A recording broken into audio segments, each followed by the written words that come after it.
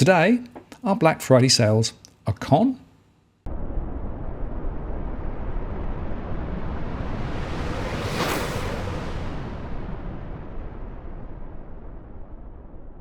Hello again, it's Martin North from Digital Finance Analytics, our latest post covering finance and property news with a distinctively Australian flavour. Well, tomorrow is Black Friday, and of course, in theory, there are lots of bargains to be had, except, well, maybe not.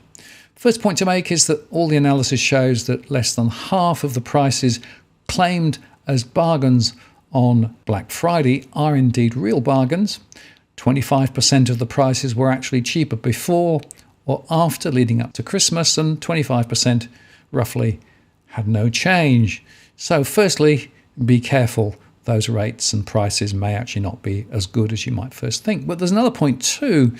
Of course, you can sometimes get dragged into buying more than you need. So one of the things I always ask myself is, do I really need this? Is it really going to be something that I want and need? And if I do buy it, well, am I actually going to use it? And the other point, of course, is that if you can get a 50% off this time around because of a price cut and you really need it and want it, then you've actually saved yourself 50%. But on the other hand, if you go and buy something that you never really wanted in the first place, and even if you get a discount, you'll still be 100% worse off because you spent money on stuff that you may not need. Another interesting observation is that in some cases, some of the consumer protections might actually be waived when products are deeply discounted, so it's worth checking that. And the final point to make is that just because it looks good, you want to make sure that it really is the best price there. If you really are going to buy it, quite often you can still find better deals elsewhere. And here's a little tip that I learned the other week. If you actually shop online and you see something that you might be interested in buying, add it to your cart and then just go out of the website. Some websites actually note that you've put something into your cart and may well make you a specific offer, which will be cheaper probably.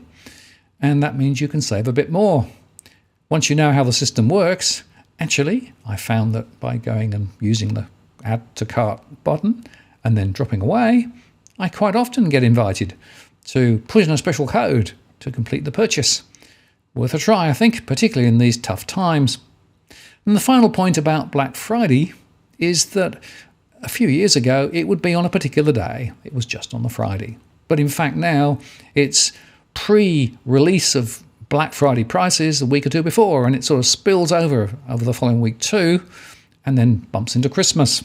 So in a way, maybe the whole concept of Black Friday is now a bit of a con. You might not get the best deals. You might be able to get those best deals another time. And if you don't want it in the first place, don't need it in the first place, maybe best not even to go there at all. I'm Martin North from Digital Finance Analytics. Many thanks for watching, and I'll see you again next time. Now, if you're buying your home in Sydney's contentious market, you don't need to stand alone. This is the time you need to have Edwin from Ribbon Property Consultants standing alongside you. Buying a property is both challenging and adversarial. The vendor has a professional on their side. Emotions run high, price discovery and price transparency are hard to find, and then there's the wasted time and financial investments that you make. Edwin understands your needs, so why not engage a licensed professional to stand alongside you? With RPC, you know you have experience, knowledge, and master negotiators looking after your best interests. So shoot Ribbon an email at info@ribbonproperty.com.au, and if you use the promo code DFAWTW/Martin, you can get a 10% discount offer.